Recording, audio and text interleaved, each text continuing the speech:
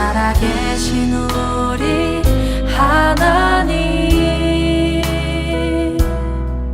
삶에 가득한 주님의 임재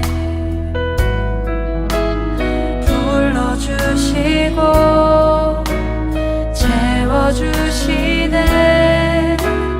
들으시고 응답하시네. 주의 손이 붙드시네. 흔들리는 우리의 삶을 주의 손이 고치시네. 상한 우리의 마음은 주의. 할렐루야. 오늘도 말씀과 기도로 하루를 여는 여러분을 사랑하고 축복합니다. 우리는 인생을 살아가면서 자연스럽게 무엇인가를 바라보며 살아가지요. 의지할 수 있는 그 어떤 것을 찾고 그것을 바라보는 것입니다. 그것이 어떤 것이든 시간이 지나보면 우리가 끝까지 붙잡을 수 있는 것은 생각보다 많지 않다는 사실을 깨닫게 됩니다. 사람도 변하고 환경도 바뀌고 세상도 달라지기 때문이죠. 오늘 묵상하는 본문은 바로 이와 같은 내용을 다루고 있습니다. 사람들이 가장 강하다고 믿었던 나라가 무너지고 가장 안전하다고 믿었던 동맹이 사라지는 모습을 보여주면서 말입니다. 우리는 오늘 이 말씀을 통해 우리가 끝내 바라보게 될 분은 누구인지에 대해서 묵상하게 됩니다. 함께 묵상 하나님 말씀은 이사야 17장 1절로 14절까지입니다. 말씀 듣고 묵상 나눔하겠습니다. 다메섹에 관한 경고라. 보라, 다메섹이 장차 성읍을 이루지 못하고 무너진 무더기가 될 것이라. 아로엘의 성읍들이 버림을 당하리니 양무리를 치는 곳이 되어 양이 눕되 놀라게 할 자가 없을 것이며, 에브라임의 요새와 다메섹 나라와 아람의 남은 자가 멸절하여 이스라엘 자손의 영광같이 되리라. 만군의 여호와의 말씀이니라.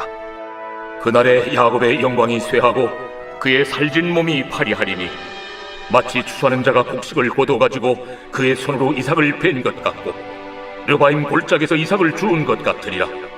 그러나 그 안에 주울 것이 나물이니, 감람나무를 흔들 때에 가장 높은 가지 꼭대기에 과일 2-3개가 남음 같겠고, 무성한 나무의 가장 먼 가지에 4-5개가 남음 같으리라. 이스라엘의 하나님 여호와의 말씀이니라. 그날에 사람이 자기를 지으신 이를 바라보겠으며 그의 눈이 이스라엘의 거룩하신 이를 뵙겠고, 자기 손으로 만든 제단을 바라보지 아니하며 자기 손가락으로 지은 아세라나 태양상을 보지 아니할 것이며, 그날에 그 견고한 성읍들이 옛적의 이스라엘 자손 앞에서 버림받은 수풀 속의 처소와 작은 산 꼭대기의 처소 같아서 황폐하리니, 이는 내가 내 구원의 하나님을 잊어버리며 내 능력의 반석을 마음에 두지 아니한 까닭이라. 그러므로 내가 기뻐하는 나무를 심으며 이방의 나무 가지도 이종하는도다. 내가 심는 날에 울타리를 두르고 아침에 내 씨가 잘 발육하도록 하였으나, 근심과 심한 슬픔의 날에 농작물이 없어지리라. 슬프다. 많은 민족이 소동하였으되 바다 파도가 치는 소리같이 그들이 소동하였고, 열방이 충돌하였으되 큰 물이 몰려옴같이 그들도 충돌하였도다. 열방이 충돌하기를 많은 물이 몰려옴과 같이 하나 주께서 그들을 꾸짖으시리니, 그들이 멀리 도망함이 산에서 겨가 바람 앞에 흩어짐 같겠고 폭풍 앞에 떠도는 티끌 같을 것이라. 보라, 저녁에 두려움을 당하고 아침이 오기 전에 그들이 없어졌나니, 이는 우리를 노력한 자들의 몫이요 우리를 강탄한 자들의 보응이니라.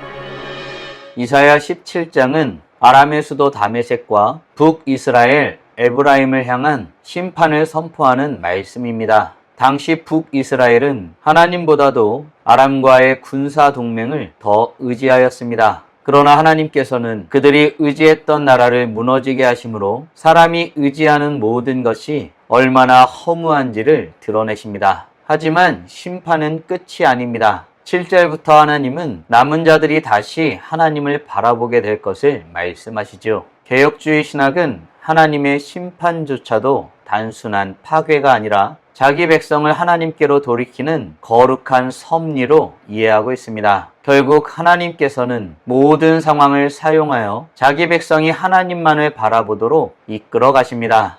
하나님은 다메섹에 어떤 경고의 말씀을 하셨을까요? 1절입니다. 다메섹에 관한 경고라. 보라, 다메섹이 장차 성읍을 이루지 못하고 무너진 무더기가 될 것이라. 다메섹은 당시 그 어떤 사람도 쉽게 무너질 거라 생각하지 않았습니다. 그 정도로 강한 도시였지요. 북이스라엘 역시 그 강한 나라와 손잡으면 안전할 것이라고 믿었던 것입니다. 그러나 하나님께서는 한순간에 그들의 모든 기대를 무너뜨리십니다. 왜일까요? 그들은 하나님보다 세상을 더 바라보았기 때문입니다. 우리 역시 마찬가지이죠. 문제가 생기면 사람을 먼저 바라보게 됩니다. 환경을 바라보고 자신의 능력을 의지해 봅니다. 기도보다 계산이 먼저 앞서고 말씀보다 현실이 더 크게 보이는 탓입니다. 그러나 하나님께서는 내가 바라보는 그것이 영원하지 않다라고 말씀하고 계십니다. 세상의 힘은 결국 무너집니다. 돈도 권력도 건강도 사람까지도 언젠가는 우리를 끝까지 책임져 주지 못합니다. 그래서 하나님은 우리의 시선을 다시금 하나님께로 돌이키십니다.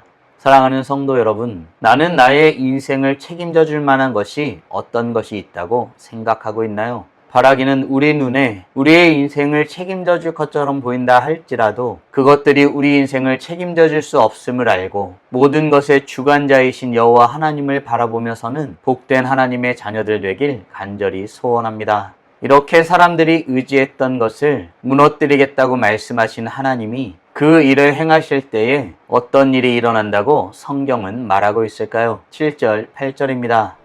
그날에 사람이 자기를 지으신 이를 바라보겠으며 그의 눈이 이스라엘의 거룩하신 이를 뵙겠고 자기 손으로 만든 제단을 바라보지 아니하며 자기 손가락으로 지은 아세라나 태양상을 보지 아니할 것이며. 하나님께서는 심판만 말씀하시지 않습니다. 심판 이후에 일어날 회복에 대해서 말씀하시죠. 그날에 이 말은 그때의 사람들이 비로소 자신을 지으신 하나님을 바라보게 될 것이라는 것을 말하는 것입니다. 그동안 붙잡았던 우상도 자기 손으로 만든 제단도 더 이상 바라보지 않습니다. 결국 남는 것은 하나님뿐이죠. 우리도 인생을 살아가면서 비슷한 경험을 하게 됩니다. 모든 것이 잘 될 때에는 하나님보다 다른 것들이 더 크게 보입니다. 그러나 그것들이 무너질 때 비로소 하나님이 얼마나 크신 분이신지를 깨닫게 됩니다. 하나님은 우리의 삶에서 우상을 무너뜨리시는 이유도 결국 하나님만을 바라보게 하시기 위함임을 기억해야겠습니다. 사랑하는 성도 여러분, 지금 내 삶에 있어 하나님보다 더 바라보고 있는 것은 무엇이 있을까요? 바라기는 심판 가운데서도 회복을 말씀하시며 하나님을 찾게 하시는 은혜에 감사함으로서는 은혜의 사람들이 되길